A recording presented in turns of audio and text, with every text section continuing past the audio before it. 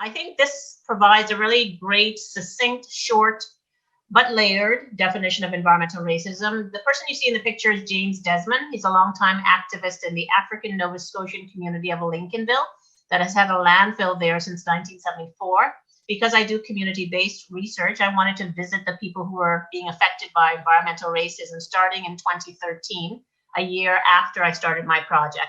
So I visited James and the rest of the community, and they allowed us to talk to them about their priorities, but also allowed us to film them. So here's a meme of James.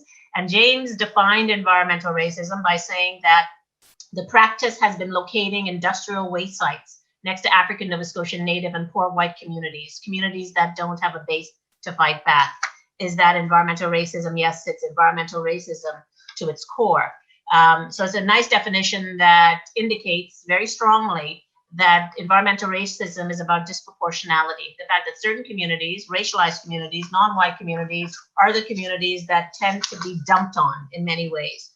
They are selected for the placement or siting of waste dumps, incinerators, landfills, etc., in their communities, typically because they're racialized, of course, but also because they lack political and economic clout, which makes it much more challenging for them to fight back or to resist against the siting of industry in their. Here is Africville. This is a historic African Nova Scotian community that is a historic example of environmental racism, but also I would say a present day example, because the community has been rising up over the past few months, asking the government for reparations, for financial compensation for the loss of their community. It's often referred to as the raising of Africville. In the 1960s, the community was forced out of their community of Africville by government that was trying to make way for industrial development.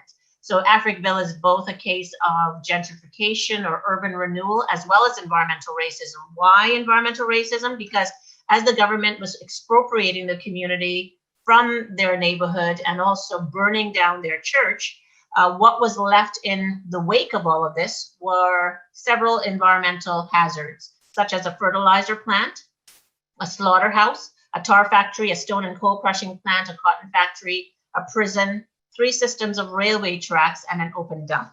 Another community, if you saw the film, There's Something in the Water, is Lincolnville, another African Nova Scotian community in Shelburne. You've got North Shelburne and you've got South Shelburne. North Shelburne, predominantly white, South Shelburne, predominantly black. This community has been concerned about a landfill that was put there since in 1943, in and around there. But they're also concerned about the fact that they're on well water. The black community is on well water. The white community in the north is on town water. As we know, well water tends to be more contaminated. So they have issues around this landfill that you see here, but also around the fact that they're on well water. This is a community with extremely high rates of cancer. When I met with the leader, Louise, who's featured in the film, the first thing she said to me was that about 97% of the people in her community have cancer. And I thought, what a stunning thing to say. I thought it was strange. I'd never heard of anything like this, but it's quite true. And they also have high rates of multiple myeloma, which is a blood cancer.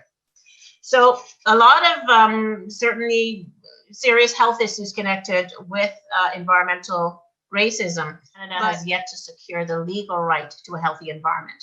Other countries have that legal right, but we do not. So I'm part of a new network with Peter Wood, who used to be at the David Suzuki Foundation, to see whether or not we could engage in various actions like writing op-eds and other actions directed at Justin Trudeau and other MPs to secure a legal right to a healthy environment, which we all have a legal right to. Of course, it's very much connected to environmental racism because Indigenous and Black communities don't seem to have that right or have less of those rights in other communities. So it's very much interconnected with environmental racism.